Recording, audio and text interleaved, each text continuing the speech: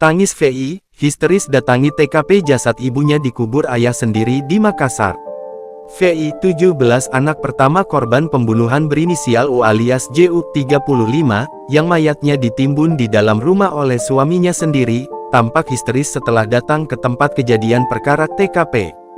Lokasinya di Jalan Kandea 2 Lorong 116 nomor 6B, Kelurahan Bontoala Tua, Kecamatan Bontola, Makassar, Sulawesi Selatan, Sulsel, Minggu, tanggal 14 April tahun 2024. "Mamaku, maukah lihat mamaku kodong?" ujar VI, sambil menangis histeris saat tiba di TKP, Minggu. Warga yang melihat VI menangis histeris kemudian membawanya ke rumah warga lainnya untuk diamankan karena VI nyaris tak sadarkan diri. Insiden pembunuhan ini terjadi pada 2018 atau 6 tahun lalu. Namun, baru terungkap setelah anak korban melapor ke polisi setelah dianiaya oleh pelaku yang tak lain ayahnya sendiri.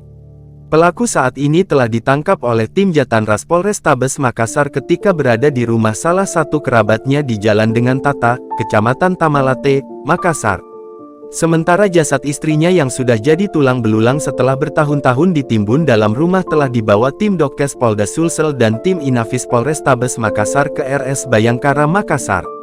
Sebelumnya diberitakan, Kapolda Sulsel Irjen Pol Andi Rian R. Jayadi mengunjungi langsung lokasi penemuan mayat perempuan yang ditimbun di dalam rumahnya di Jalan Kandea 2, Kecamatan Bontola, Makassar, Sulawesi Selatan, Sulsel, Minggu, tanggal 14 April tahun 2024.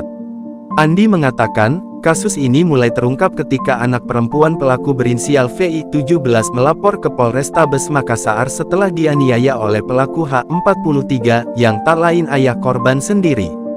Kemudian, kata Andi, pada saat korban didalami atau diinterogasi oleh penyidik selain keterangan korban dianiaya oleh ayahnya, dia juga menceritakan bahwa ibunya bukan lari dengan pria lain, melainkan dibunuh karena informasinya korban lari dengan laki-laki lain.